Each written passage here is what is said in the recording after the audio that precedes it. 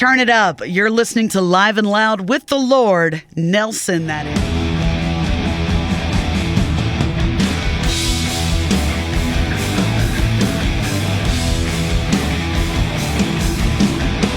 Look in the mirror and wonder.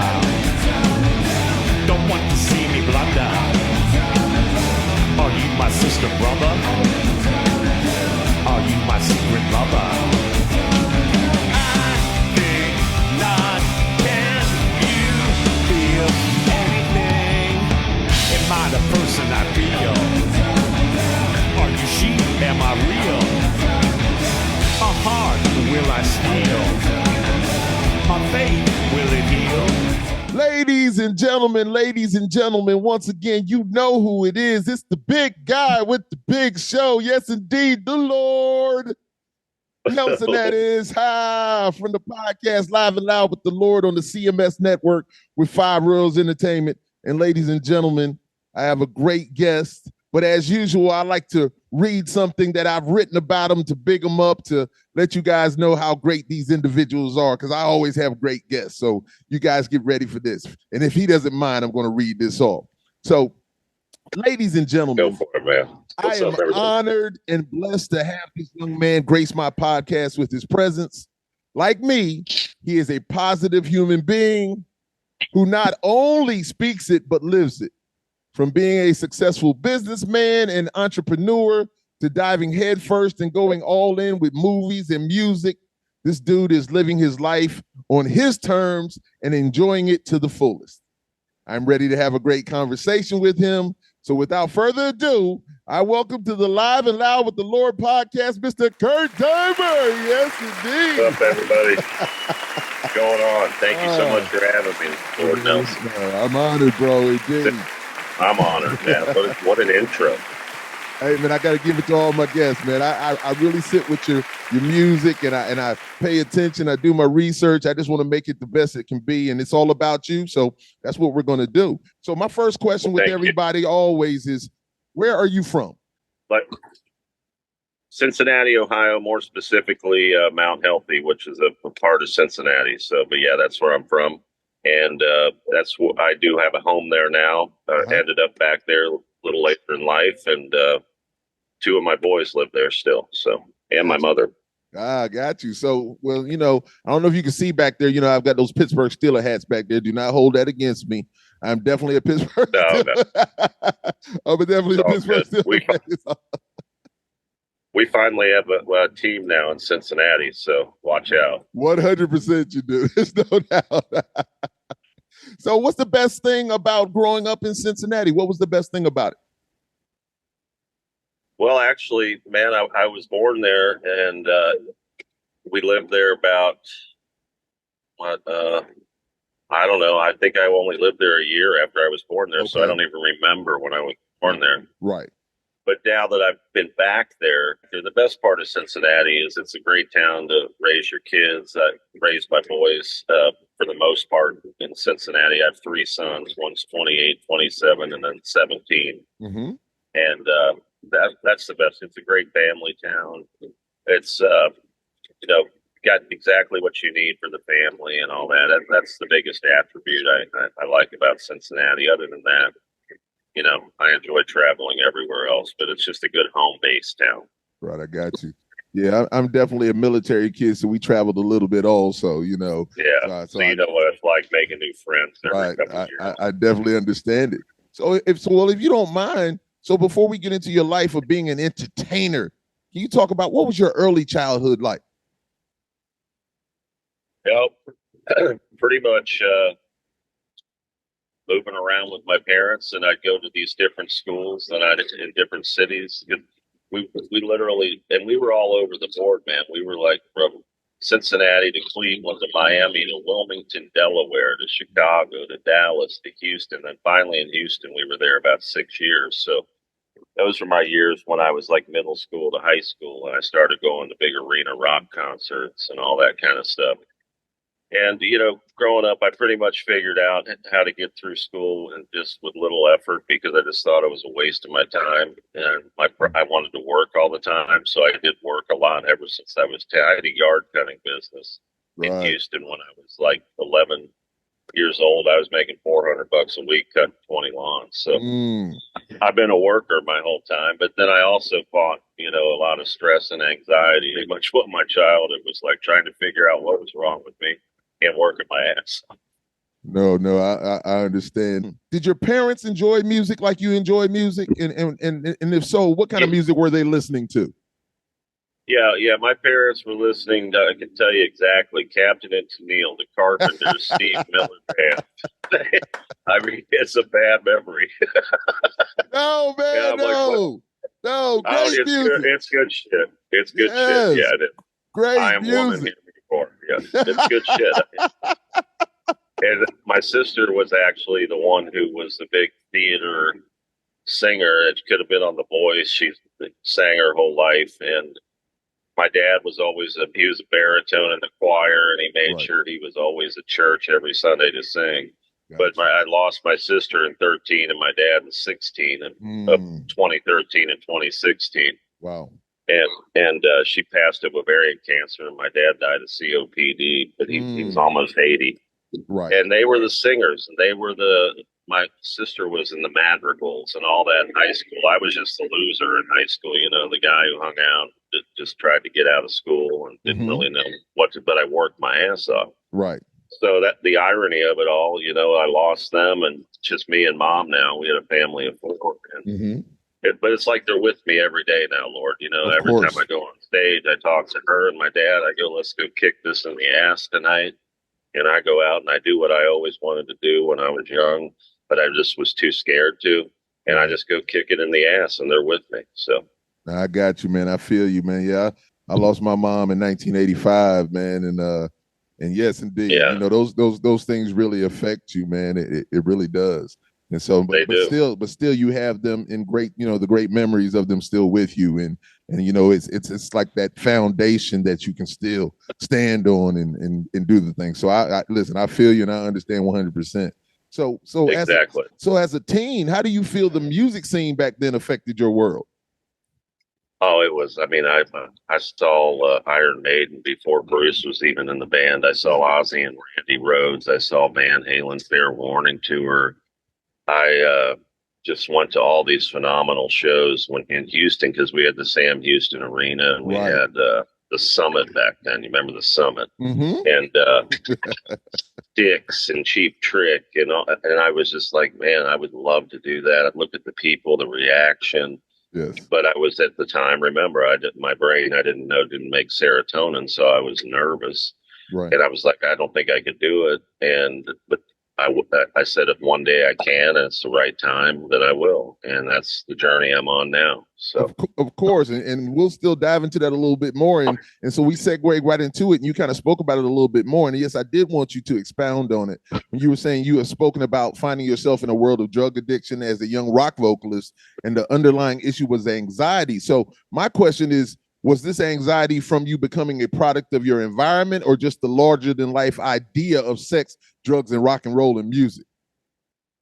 No, because the bands I was in before, I got married at 22, and I was out of music at that point. Gotcha. I met my kid's mom. They all have the same mom, and I settled down, got my degree. I ended up even getting a master's degree. The guy didn't even want it in high school, but so I've got my 2 degrees. I've raised a family, got to raise my kids when they were little, which are the most important years to really make an impression on them. Yes, sir. But no, I was self-medicating, and because I didn't know why I was so nervous and anxious all the time. I like to party, but mine was more tied to that anxiety. Right. And then, so it wasn't like the sex, drugs, rock and roll. It was a self-medicating, trying to make myself feel better, because anxiety wears you out. Yes, it does. And that's why I was partying so much. Now I realized as I got older and figured out, what was going on in my brain. I'm going to shift to the outside. No, you're good. Yeah. We're good. We just parked. Hold on a minute. Got you. Let's go on the sides. Yeah, you just taking me back and making me feel a certain way. Yeah, you remember this shit? Yes, sir. All right, can you hear me all right now? Yeah, I can definitely hear you. I'm gonna go up here by the patio at the hotel. Okay, cool. But yeah, anyways, so I didn't know what was wrong, but the alcohol and the the marijuana, the cocaine, whatever it was, it all made me feel like better or relief from that certain point in my life, Right. and what I was going through. So it wasn't that I wanted to do that; it's just that I didn't know any better. No, I got you. Well, I just like to say that so many of us as men are reluctant, to get help because of the stereotypes that come along with getting help. Like that makes us weak, but that's a wrong way to think about it. And I applaud you in handling your, business at an early age. And, prayerfully someone out there who hears this or sees this will feel empowered to, ask for help to, better themselves indeed. So no, exactly. Yeah, because yeah. it's nothing to be ashamed. It's nothing to be ashamed of, man. It's scary, really. I mean, in my 20s, it got even worse, and I didn't know. Am I dying? Am I having strokes? Am I having this or that? I didn't know what it was, and finally, later in it took a while, man, because nobody. I would go to talk to psychologists or whatever, whatever you call them. And they tell you how to relax or do this or do that. I'm trying to figure out how I can make money in this world. I don't like working for the big corporations. It makes me nervous, all that stuff. And I finally figured out did my own research, did all my own stuff, and I need to be a spokesman for this company. But I found a drug called Zoloft, which is all it is a serotonin uptake inhibitor. It's nothing it shouldn't have any kind of dark things over it or anything. But back then, still, it was kind of an unknown thing. Yeah, I've seen the commercials. So you know what I'm talking about. Yes, I do. And all it does, it's a serotonin uptake inhibitor. And I started taking that. My whole life changed. I felt like a normal human being ever since 1997. I started my own oil companies. Those are kicking ass. Now I get on stage. I'll rock out for 20 people, I'll rock out for 1 million people. I don't care. Right. I'm in front of a movie camera. I'm everything. And it changed my life. But never give up, people. You just can't give up. And hopefully my message there can help one of you maybe change your life, because it doesn't have to be so scary if you just figure it out. Yes, indeed, bro. I'm telling you, man, I've been looking forward to this, going over things. And as I said before, doing my research, I've been looking forward to having this conversation with you, man. And I appreciate what you're doing. So you were into music early, but went into purchasing and selling rental properties. So how did you get into that business? Well, I wasn't born into money. And, but I knew my dad worked for the oil company for Chevron, and my grandpa worked for Chevron and Gulf. My grandpa also, by the way, was a motivational speaker. Him and my grandma went around the country doing positive motivation speaking. Awesome. But as far as that, my dad had retired. He took a package, from these corporations. They'll do packages to get people to leave and not really fire them and stuff. Right. And he wanted to get into real estate. So him and I are watching this remember Carlton Sheets, the infomercial? Yeah, indeed. Carlton, So we bought the kit. Really? So I, of course, studied the shit out of that. And I'm like, okay, I wasn't born into money. I want to start my own oil company. I can't be kissing ass in corporate America. I had figured out my anxiety at this point, figured out the Zoloft thing. And I had I was ready to roll. So I'm like, okay, I'm going to buy and sell like Carlton Sheets is teaching me. So I ended up with like 28 rental properties. Wow. Over a 2-3 year period. I would buy them, fix them up. I'd refinance, pull the money out tax free, because that's what it's all legal to do according to Carlton Sheets.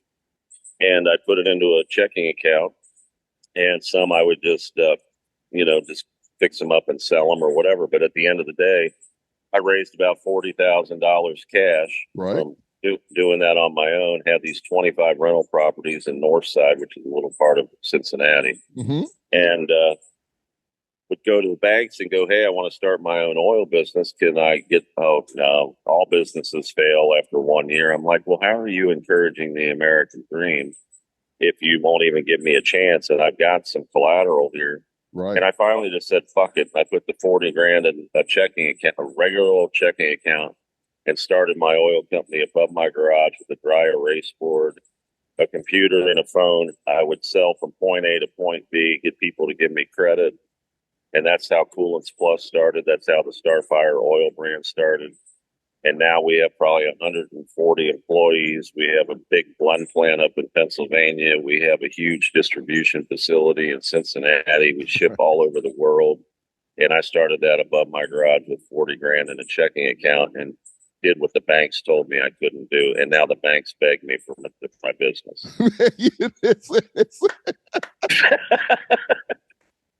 My brother, listen, you are the American dream of what it's supposed to be and how they talk about, like you could come in here and do what you do and handle business. And you took every advantage of it. Even when they told you no, you still handled your business. That is and even beautiful. at the end with the houses, I sold them. I had an auction. I got, because it was a pain in the ass having all those rental properties. Right. But it accomplished, it was a step. Everybody's got to realize we take a step. And one step leads to another step, and that step leads to another one. Yes. So then I was time to get rid of those, focus on growing my oil companies.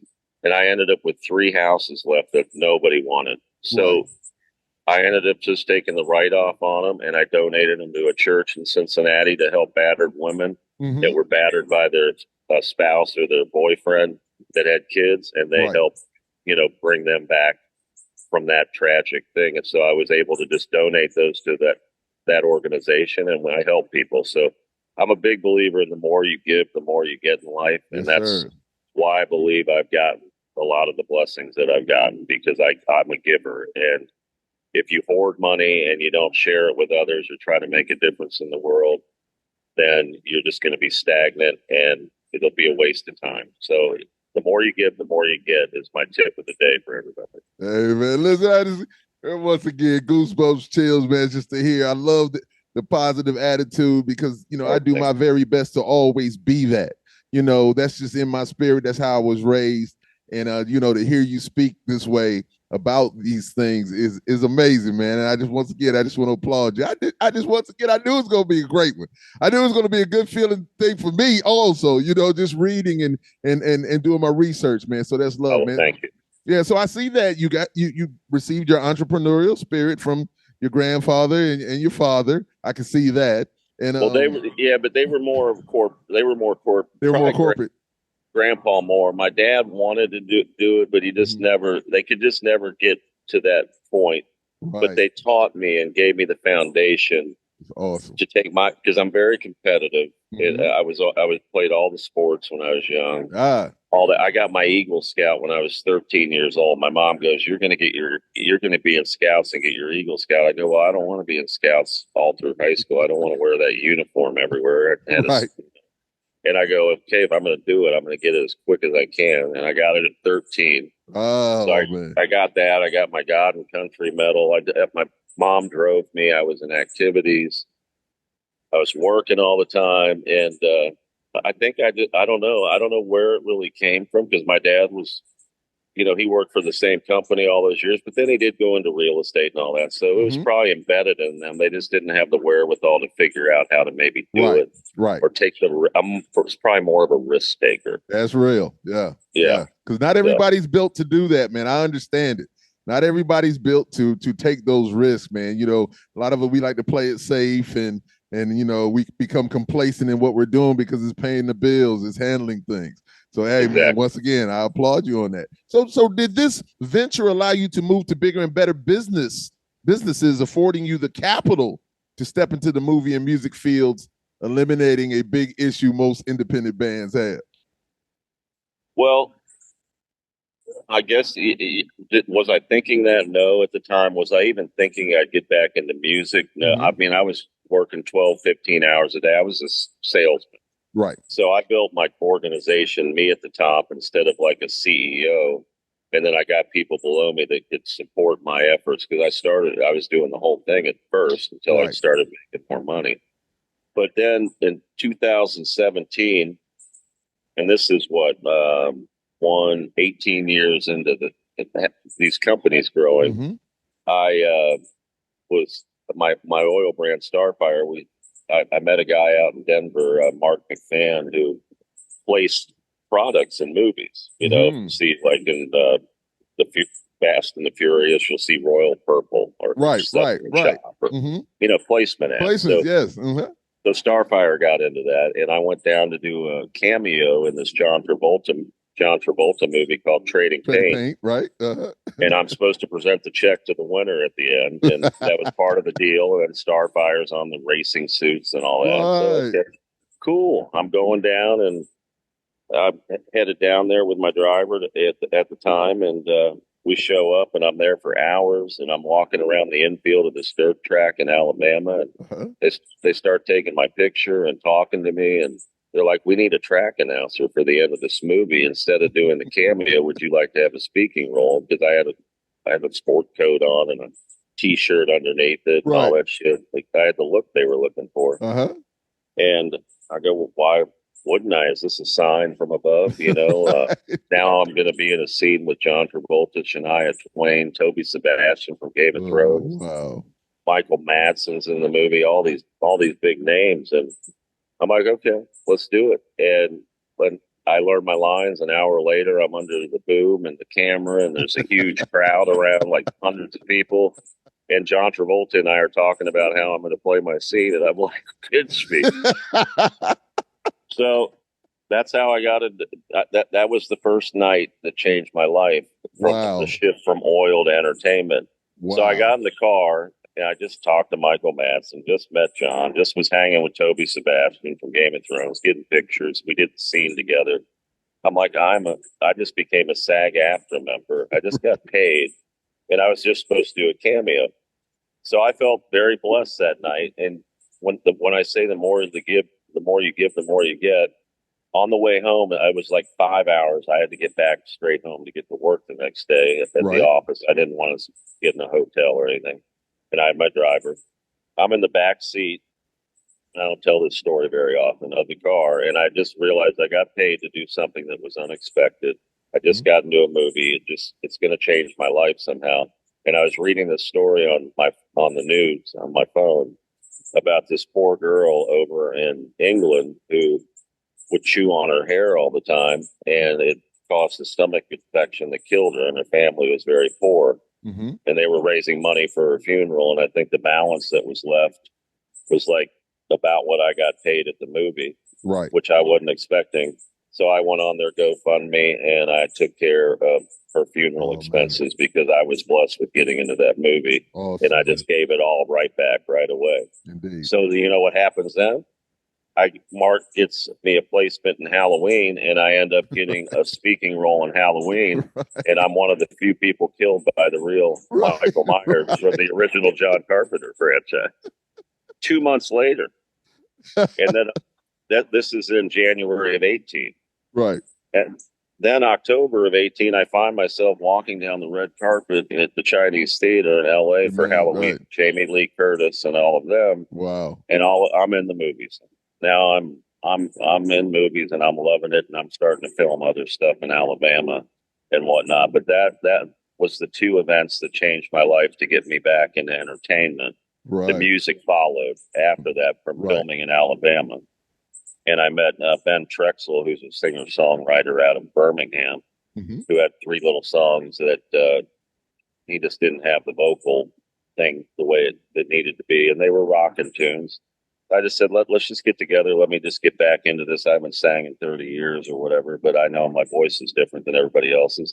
Right. And we did those 3, and they turned out great at the beginning of 2019. And then we kept writing. And that's how it kind of all began. And then if you want me to go further, I can go. But now, listen, let me go ahead and tell you what I always love, and I tell people. I love when you go into it. Now, I have my questions, of course, but you've already, boom, and it just flows so nicely. So I'm just like, that's amazing. No, thank you. You have answered so many of the questions that I was going to ask, and I just love it, man. I just love it. I really do. And thank you for all of that, man. Listen. Kurt, man, I'm telling you, man, I'm enjoying this. I really have been, I'll say it again, I really been looking forward to having this conversation with you, bro. So it's all love. So yeah, I'm very thankful you agreed to have me on. No doubt, man. Yes, indeed. So is there a certain genre of movies that you love? I like anything but rom-coms and musicals. I love music, but it's hard for me to sit and watch people sing stuff in like a movie like West. I mean, they're fine. I appreciate the art.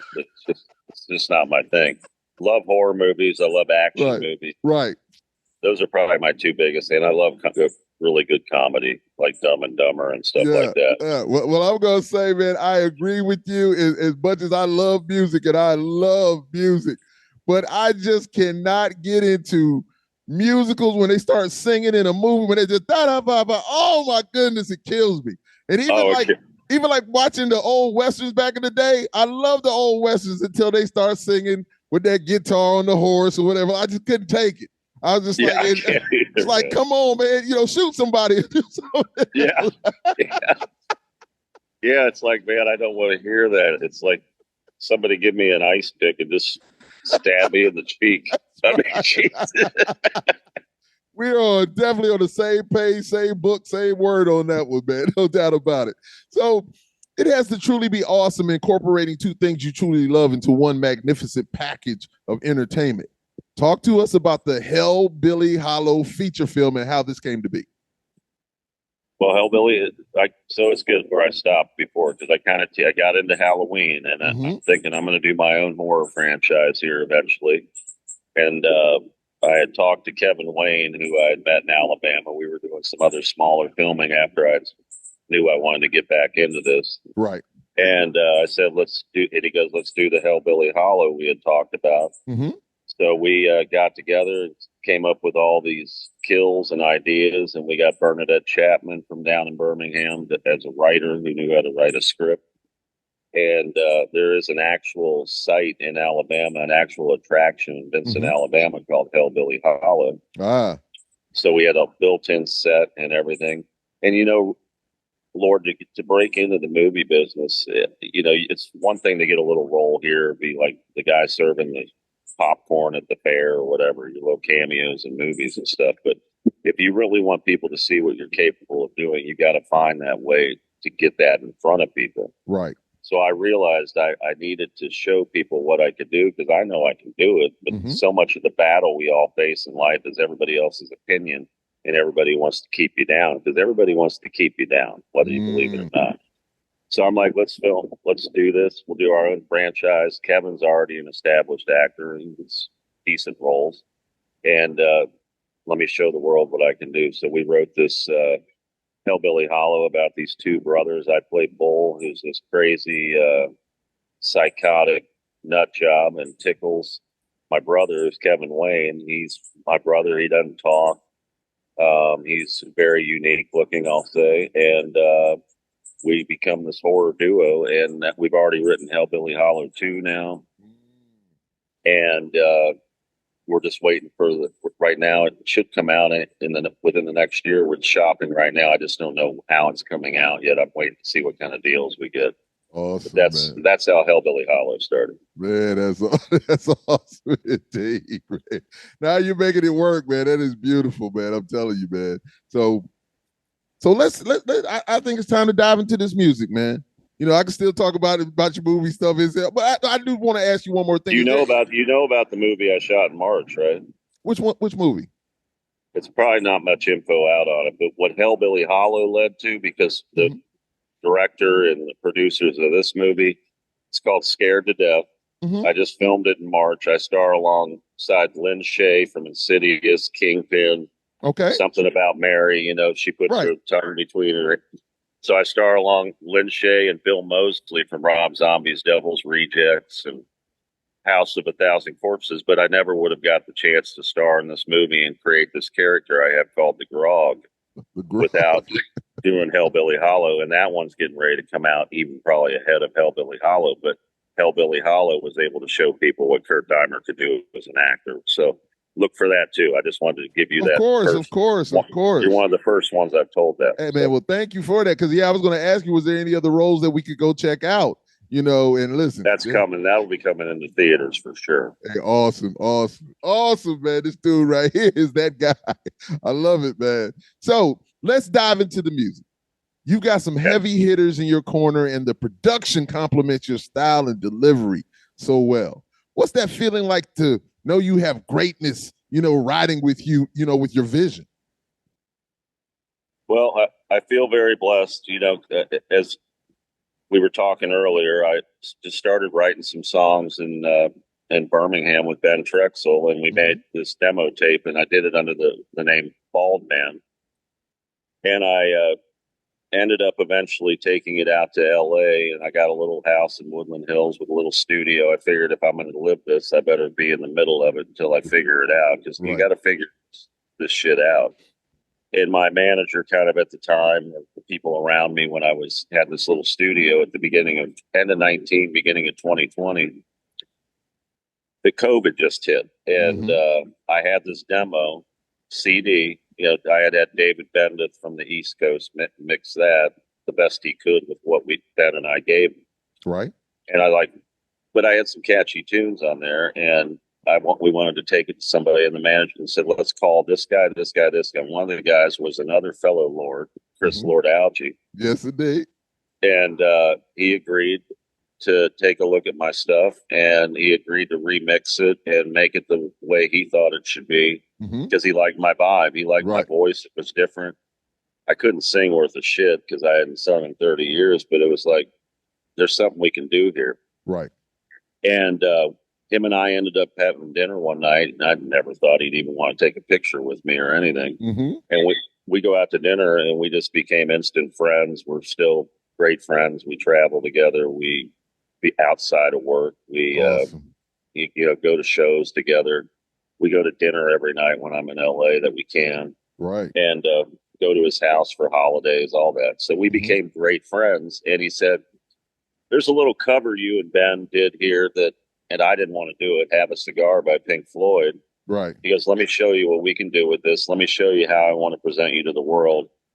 So that summer of the COVID year, we went into the studio, and he blew me away. And this guitar solo on there blew me away. Yes. And it comes to be Phil X from Bon Jovi playing guitar. Right. It's like, what the fuck is this? This is just stupid, nut, crazy shit. And I'm like, the month later, we're shooting a music video for Have a Cigar, and we're off and running. So amazing. It's crazy. So I got him surrounding me, and then the next thing you know, I'm getting Andy Gould, who managed Rob Zombie, and all these to manage me. And he's not my manager now, but that was crazy.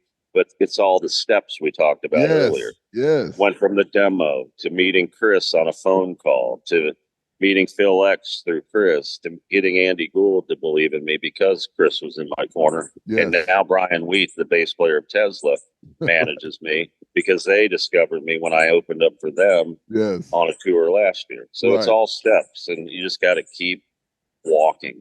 And if people beat you and hit you and knock you down or try to take from you, just keep going. Never give up. And hopefully I can inspire people to do that. Kurt, man, listen, once again, just goosebumps and chills just having this conversation with you, man. And you so much like me, and I like to speak that positivity to people. That's how I live my life, man. And I'm not worried about all these other things that are going on. I just want to be as positive as I can be, man. And anyway, it's not about me, but I'm just telling you, I'm embracing everything you're saying is great to me. I really want you to know that again. And I might say that many more times as we continue to have this conversation. So I know when I hear music, and I know what's dope to me when I hear it. I'm constantly smiling while I'm listening to it. And I must say, this is the reaction I get listening to your music and just listening to the lyrics, because being a person who's a lyricist who writes, just listening to what you're saying, you're not putting it out there where it's so super complicated for people to try to understand it. It's to the point, and it gets them, and you just have a style that's just I love your style. And so have you always had this style, or was it a style you constructed with these great musicians you're with? Well, the way we go about things is that I write on my notepad on my phone when it comes to me. I don't force anything. I'll have an idea. Like I don't know if you saw my dad's song I wrote for my dad. Indeed. But that was one night on a deck having a bunch of beers, and I'm looking in the sky, and I was just feeling my dad's presence, and I literally wrote those lyrics in 15 minutes, and that's one song they never changed. Right. And then I take my vibe, I'll do a voice memo, I'll go, I'm feeling this or this, and then I'll give it to the pros, the Phil X, the Ben Prexel, the Chris Lord Algie, and that's how we create our music together. And awesome, man. And I don't know, man. It's come out of me. I've gotten back into it. At first, I was very, we're all first a little nervous when we're doing something that we haven't done in a long time or that we've never done. But now I feel like every day I get up, like today, I'm on the bus. We're not here yet. I'm like, I've got this interview. I've got to get up. But you know what? We're going to make it happen. It's just going to be the way it is. Right. Indeed. And here we are, I'm enjoying this little course. It's just, I read this book by Napoleon Hill, which changed my life too, when I was going through the anxiety, called Think and Grow Rich. And it said the most successful people hit rock bottom in life. Well, I hit rock bottom. I had terrible anxiety and panic disorder. I had no money in 1995, dead broke. I hit rock bottom. I surrounded myself, even in the oil business, with the accountants, the lawyers, the people that know and trained how to do all their jobs. And in music, it's the same thing. I surround myself with the best mix engineer, with some of the best musicians. Right. Doing all the things I can't do. What can I do? I can go out on stage, perform, put on a great show, be positive to people, rock the fuck out. Yes. And I've got all these other people surrounding me that great bass player, it's the same formula as business. And that's how I do it. Yeah, Corey Lowry, when I had him on the show in the early times of Live and Live with the Lord, man, I just, remember talking with him about having that team. And it's a must that you have a great team around you. And I've still been working on that. I have great musicians and stuff that I work with still. But it's having those other entities in there to help you get along the way. And just hearing you, man, I'm inspired by you. And just, you say, even at my age now, still, because I love music so much. So once again, I thank you again for just beautiful information, man. And man, I love it, man. I'm telling you, man, it's just it's awesome. It's awesome. It's awesome. And it goes all the way down to, you forget all the musicians, my tour manager and my right-hand guy, Kyle Gerhardt's been with me since 2020 when I was going around during COVID as vault man, and I was probably horrible, but he believed in me. And now here we are going out with Skid Row and Buck Cherry and playing the House of Blues tomorrow night and all these other great. So, never give up. Any of your listeners, just never give up. Keep going for your dream, and you'll keep learning and getting better. Yes, sir. Yes, sir. So let's get into the EP, Work Hard, Rock Hard. So I will say I love every single song, bro. I love your vocal delivery. It's unique to me, and it fits so well with the music. So what's wild? So let me say what's wild to me is that a lot of these young hip hop artists out now that are doing so well, and I'm an older dude, so when I listen to certain things, I'm just like, wow, this is kind of crazy to me the way that their delivery, but it works with these. It works so well. So they're kind of like talking. They're more like speaking. And even though yours is more like I say stalking, is singing and talking, but theirs is just like they're more just talking, and they're not trying to be too complicated. They're just letting these kids get it. So what I'm with all that I'm saying is that your delivery style is something that we get. You're not making it difficult. Some people like to be so complex and like, I'm being this. No, what you give to us, we get it, we feel it. And I'm just saying once again, I love it, man. I just, wanted to say so. So let's talk about this EP. So I've written down these songs, man, and now we can go over each of them. But this is what I'll do. I'll say the song, and I'll tell you what I think about it, and you just jump in if you want to. Okay. And so, Right. because I know you're getting ready for what you're getting ready for. But see, I knew I was going to be long-winded and talk to you because I was just enjoying everything that was going on with you again. Yeah. So let me say this. So, Naive. I love the video. Great song, big and catchy chorus, amazing music. How do you feel about that? You're dead on, and Naive is pretty much shares the pain I've went through from 2020 to 2022, trying to figure out who was with me and not with me, who was trying to take advantage of me, who was not, because, you come back into this industry and you do it at a time in your life where you can take the punches. Right. You're going to get a lot of punches thrown at you, and you're going to Yes. get a lot of dark shadows coming out of the woodwork. So I wanted to share that experience with the listener and hopefully help them realize that don't be naive to everybody around you and what their motives might be. Awesome. And just like I said, love the video. So Burn Together, meaningful, great lyrics and chorus. Now, Burn Together, if I remember correctly now, is that the same young lady in that video that was in the other video? Yeah, there's actually a trilogy of those videos, and you've got video 2 and 3. Burn Together was 2. Naive is the closing. So pretty soon we're going to be putting out Big Toe off our new debut LP next year. It'll be a double out, and Big Toe will come out, and it will be the prequel.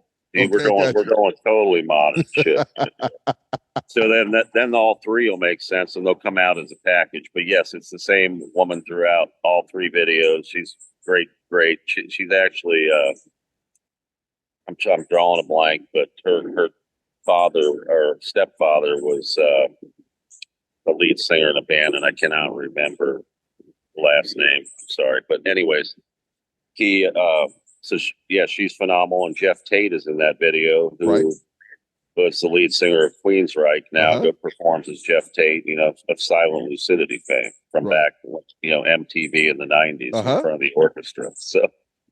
That was amazing as well. But yeah, that song's about the destruction of the family values and how our families aren't the way they were now. How parents are going out just partying, thinking of themselves, get hiring nannies, and how when I was a kid, I'd come home and I'd have to come in at 7 and have dinner around the table.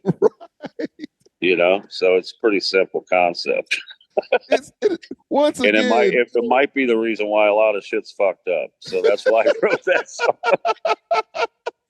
Listen, a lot of my friends, we're still close from way back when, military kids, and we were raised a certain way, and we, values and morals, we just look at things a certain way. And a lot of times it doesn't jive with what's going on, especially today. And it's something that my wife always said, and you just said it.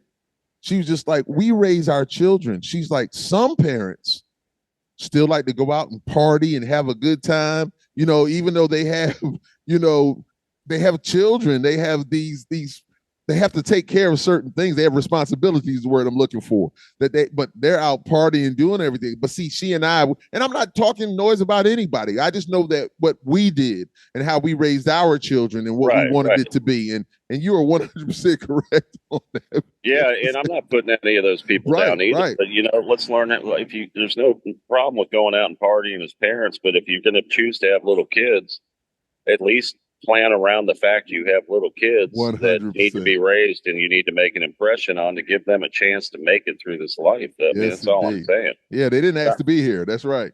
Exactly. Oh man, I'm with you on that one. So only time will tell. Love the in and out. One bar, then only time will tell.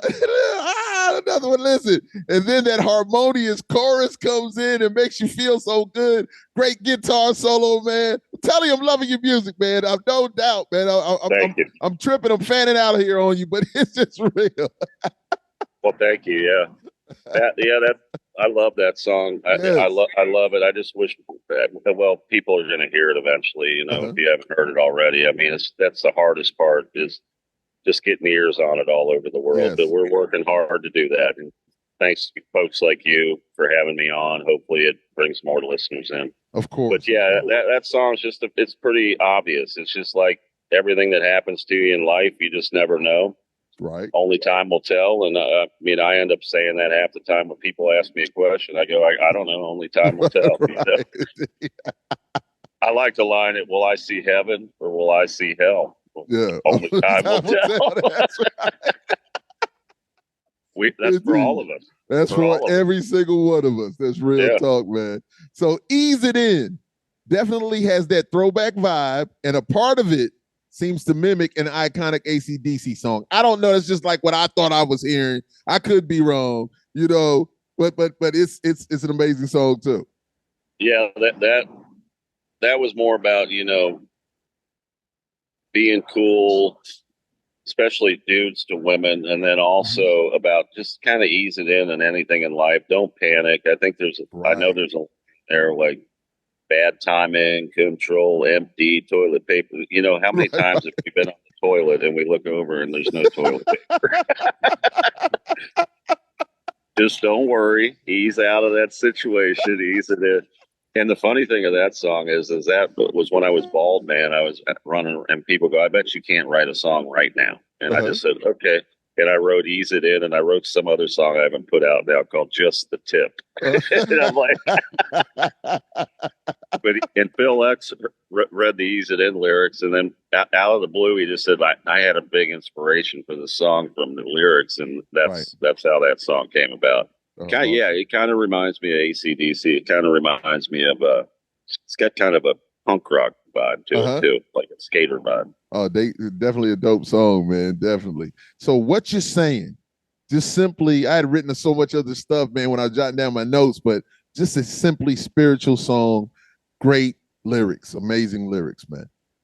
Well, I thank you so much, man. People love that song. That's probably one of the ones we play at every show. Right. That people, I know I've changed people's outlooks on life at every show with that song. And that was during COVID. I had flown back to Cincinnati when you could finally, you know, fly or do whatever. And I was at one of my stepsons, I think, had it was a graduation party, and I'm kind of just hidden on the deck, you know, kind of staying away from all the kids and drinking some margaritas. And I'm like, all of a sudden, it's like the world is so fucked up right now. And I just started writing this, and I get that line came in, my Lord, what you saying to me? And any of us, a Lord can be anything to anyone.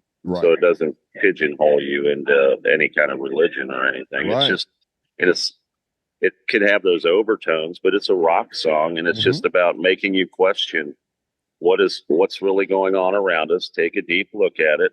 And really the simple answer to it all is like my arm says right here, be kind. Be kind to each other. Wake up every day.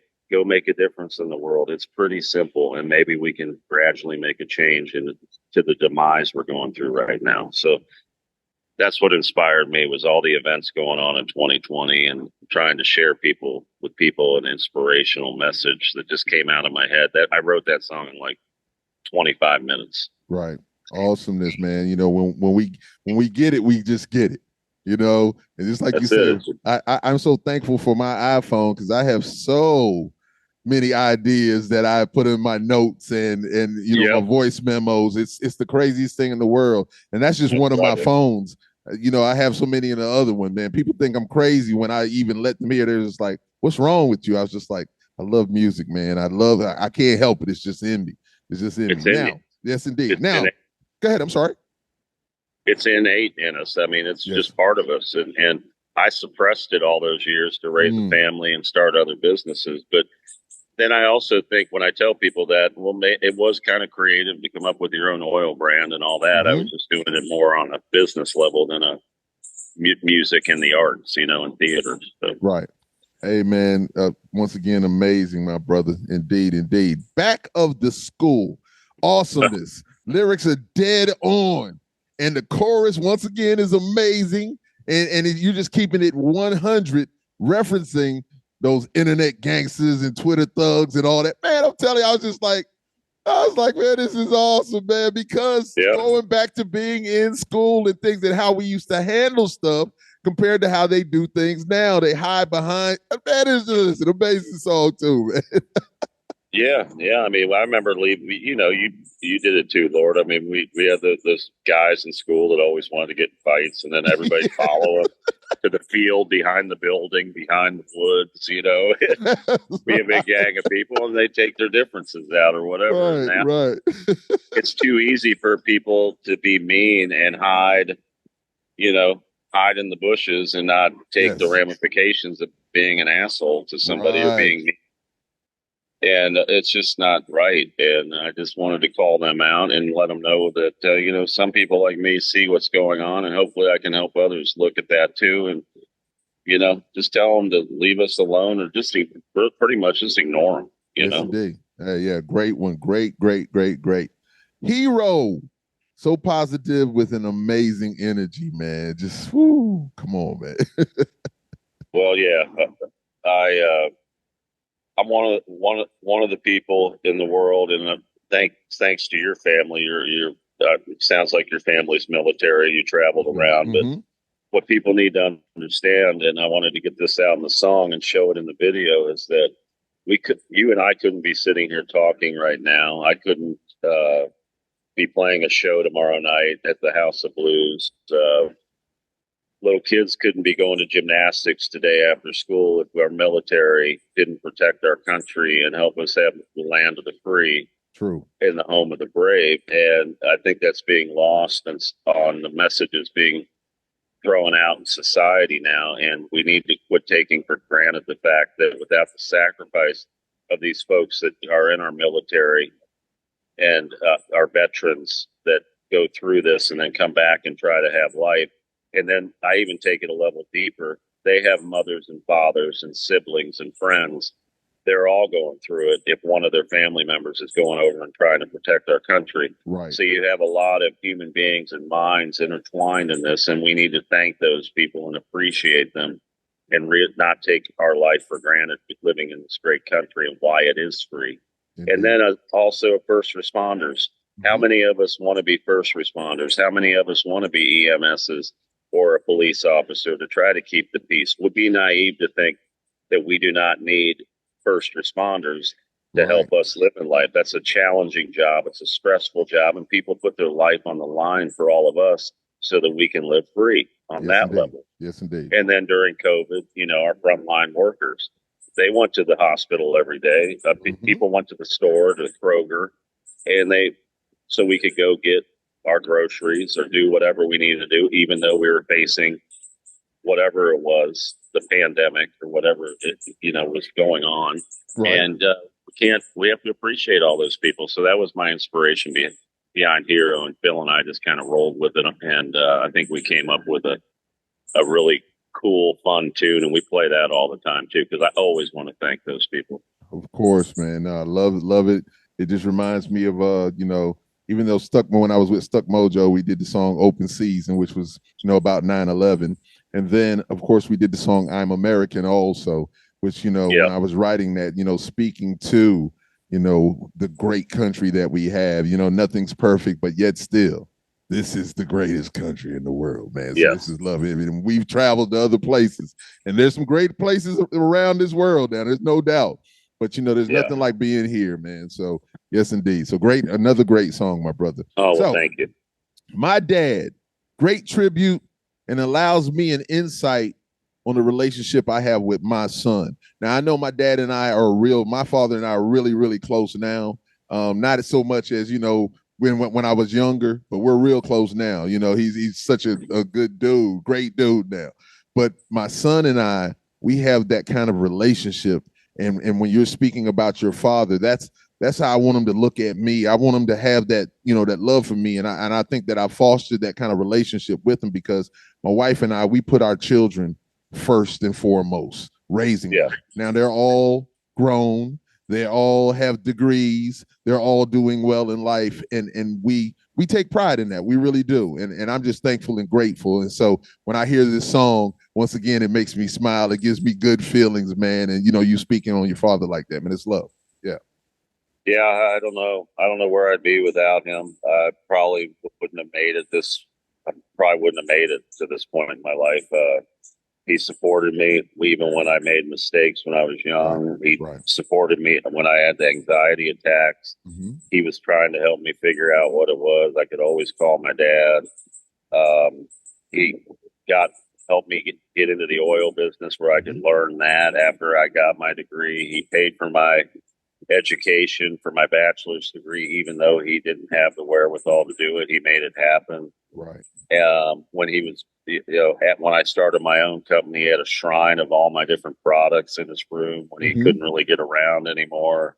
And he was the guy I could call at 1 a.m. and we just talk, Right.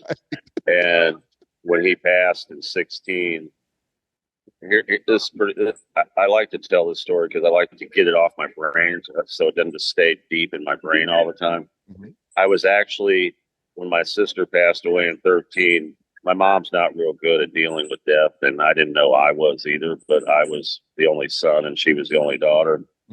So there's a hospice in Fort Lauderdale, and she had passed away with ovarian cancer, and I happened to be in the room with her, holding her hand as she passed away. And then 3 years later, in the same hospice, my dad said, I don't want to wear the mask anymore, and they took him to the hospice for the COPD.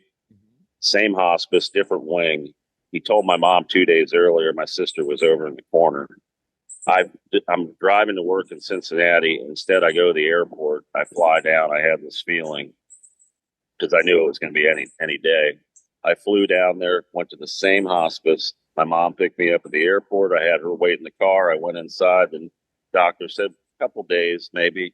He's resting comfortably. I go, can I have some time alone with him?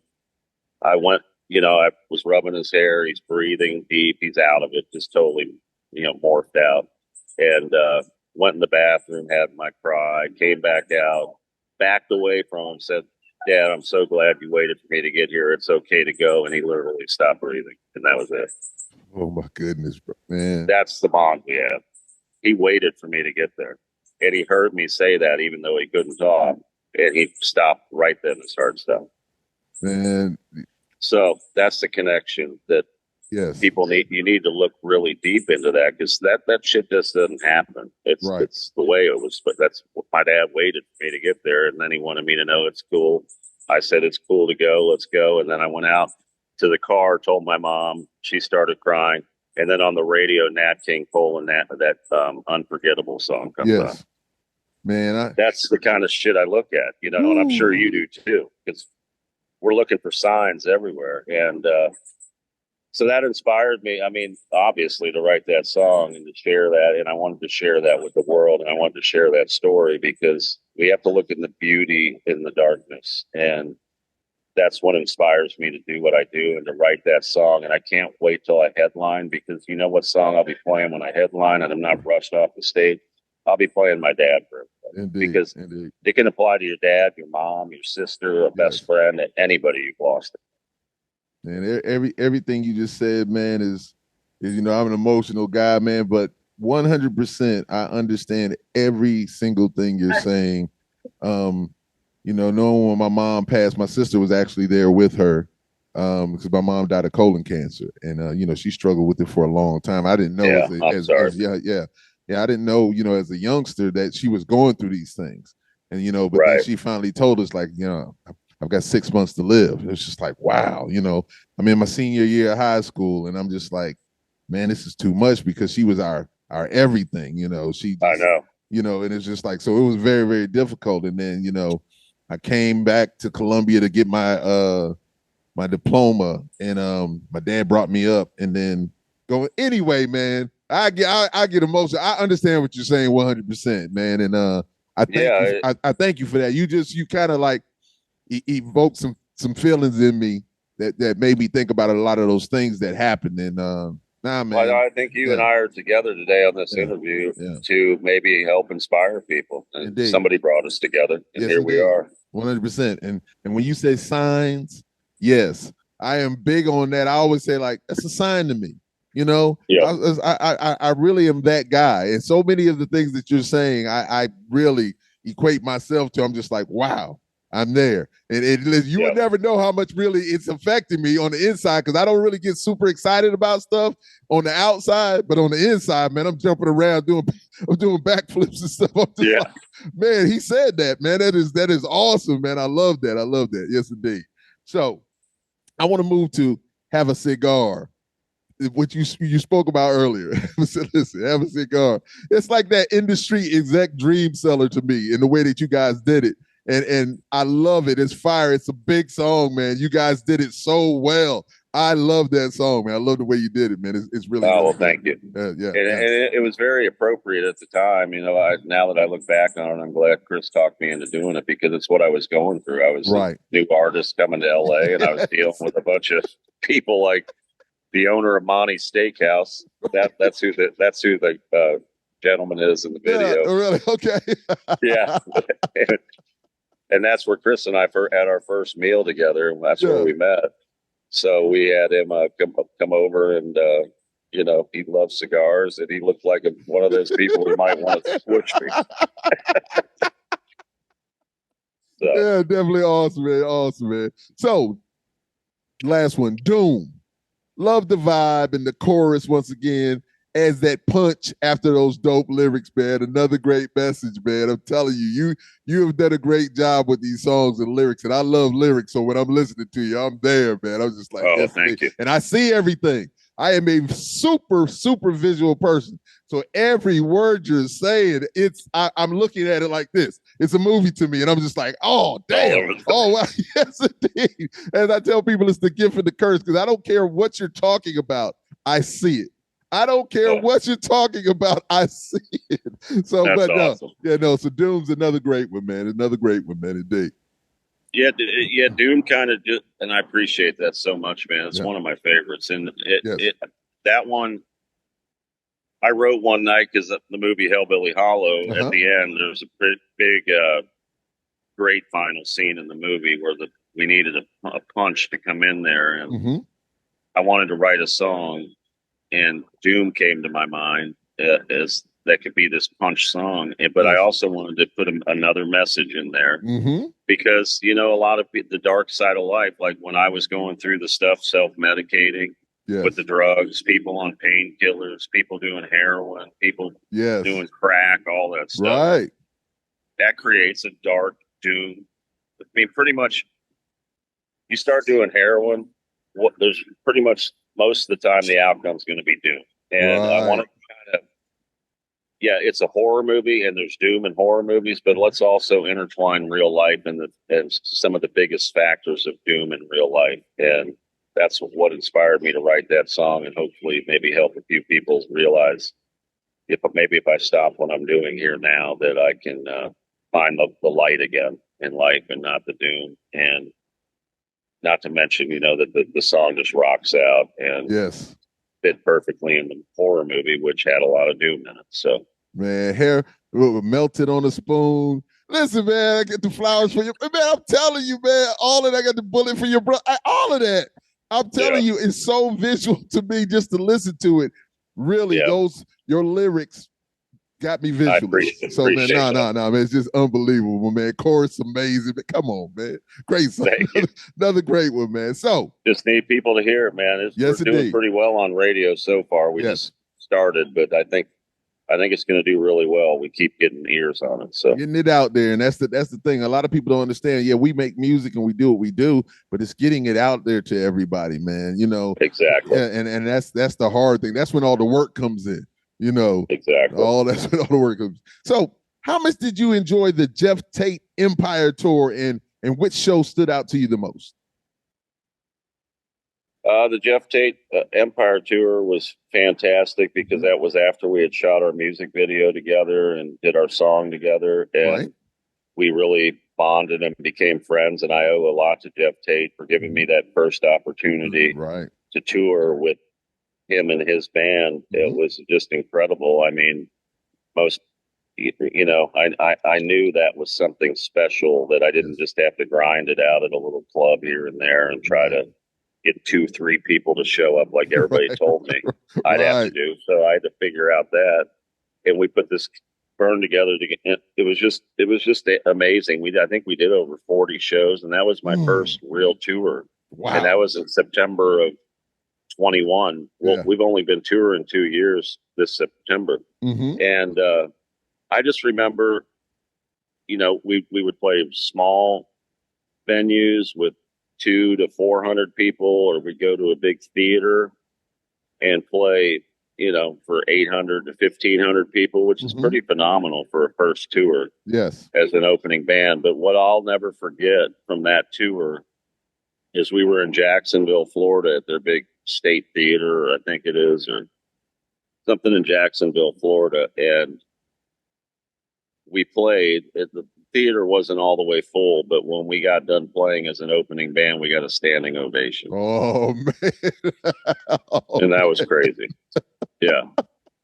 Those memories that are branded in the mind and your mental that will never, oh, man, that's awesome. Once again, I can see it, man. You go up there and you do your thing, and then all these people are just like, wow. You blew them away. They got it. And that's important. When they get it, that's a beautiful thing, man. Yeah, I'll never forget when everybody stood up, and it was, not that people haven't, but this was a theater with seats, and people were sitting like, who the hell are these people? And then by the time our set was over, we got an ovation. So that was a special moment. Oh, man, that's awesome. That's awesome, man. Well, we're getting a little closer, and so I want to talk about the Gangs All Here tour that, with Skid Row and Buck Cherry.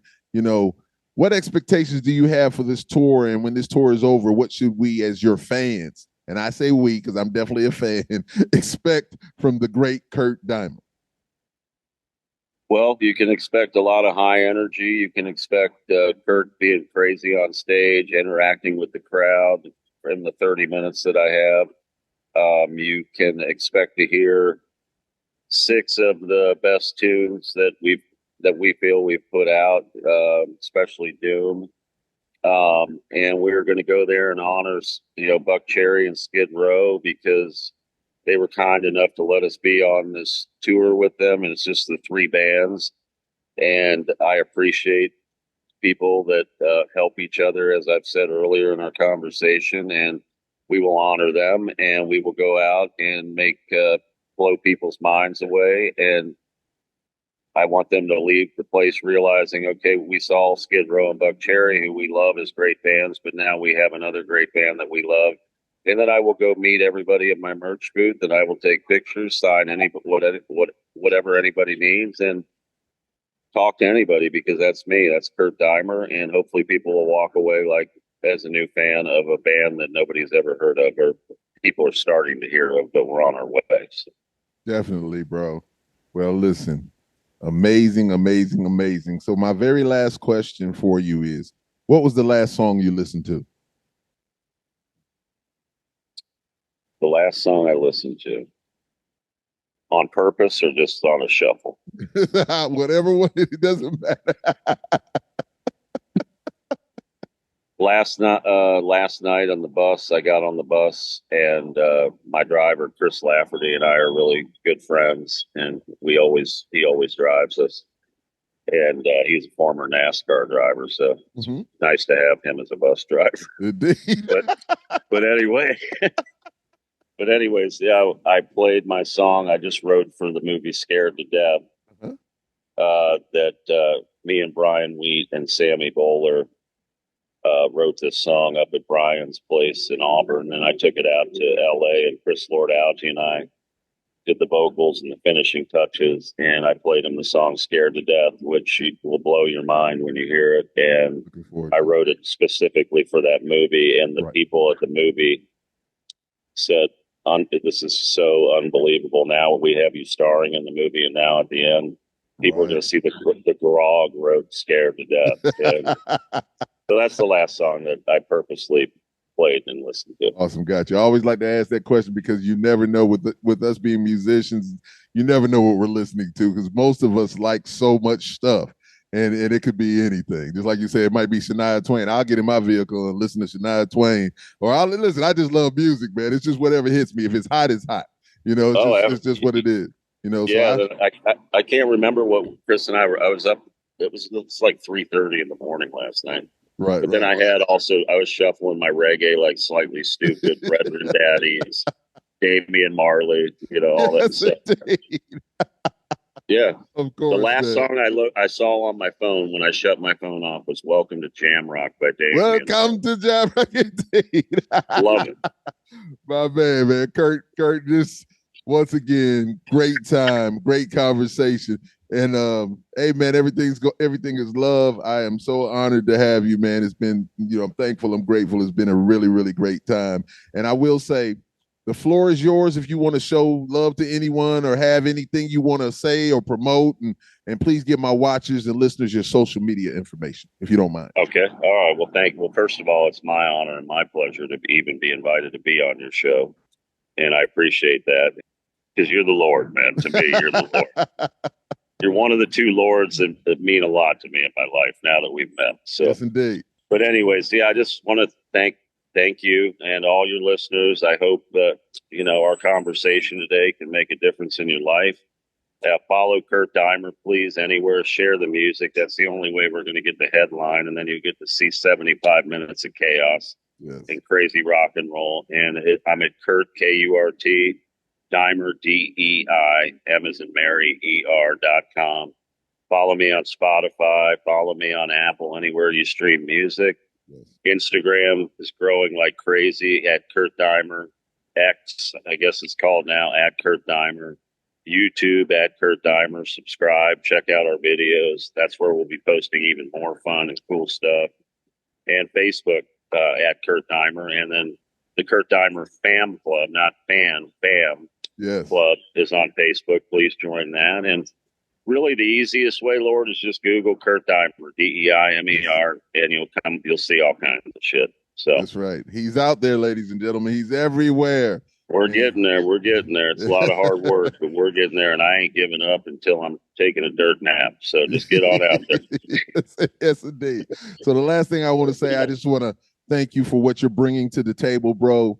You're feeding us music that is nourishing as well as entertaining our minds. And it's, it's awesomeness on all levels. And Kurt, and I really mean that, every single aspect of your music and visuals is very important, and continued success to you. And anytime you want to come back and talk about anything, when you bring your new stuff, please come back and let's have another conversation. And once again, it's been truly enjoyable, man. I really appreciate you. Thank you. I would love to, man. And if you've got anything going on and it's ways we can touch people's lives and you want me to come and speak with you or anything, I'm happy to do it. So same thing with me. You need me for anything, just back let and me know. Forth. Yeah. Yes, you need me for anything. I certainly appreciate it. Yeah, 100%. Thank you so much, man.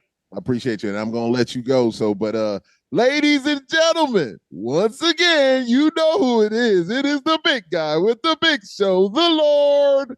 You always got to pause here. Nelson, that is, for the podcast Live and Loud with the Lord on the CMS Network with 5 Royals Entertainment. And my very, very, very, very special guest, Mr. Kurt Deimer. Yes, indeed. Yeah, my man. Thank you very much. Thank you, Lord Nelson. Love you, man. Hey, thank you for everything. Hey, have a Let's great. Let's keep spreading the peace and love. Always, and have a great tour, man. It's a long one, but have a great tour, man. I know it's gonna be super, super dope, man. Indeed. Yeah, what town are you in? I'm in actually Columbia, South Carolina. We're Irmo, right outside Columbia. I'm in South Carolina. Yeah. Okay. Yeah. I don't know if we're going to be close to there or not. I looked on the schedule. I said, let me see if they're going to be anywhere close, man. Yeah, but you guys are more out that way. But yes, indeed. But anytime that you are anywhere close or anything like that, man, I'm going to make time to come see you. There's no doubt about it. Yes, indeed. I really look forward to meeting you in person. Yes, indeed. I really thoroughly enjoyed meeting you, and I can tell that you're just a great dude, and it was an honor to meet you, man. Hey, man, the feelings are mutual, my brother. I really mean that, no doubt. You're a great dude. And the last thing is my brother, Relentless, says, California brothers, they always say, we just need more great human beings in this world. And that's what you are, my brother. You are one of the great human beings. Thank you, man. Yes, indeed. Yeah. Well, thank you so much.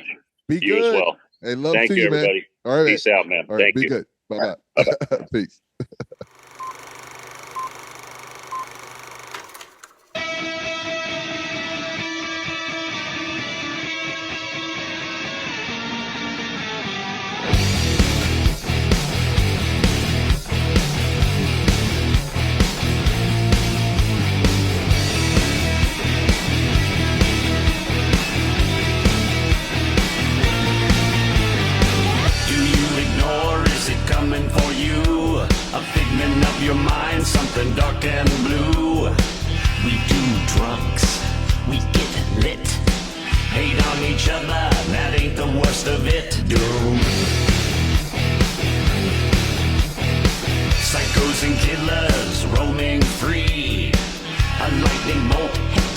to see. Life is scary, a runaway train. Take the ride, go out of your brain. Doom, fire to consume. Check the sonic boom. Take another bullet for your brother. Doom, you melted on a spoon. Send it to the moon. I got some flowers for your mother.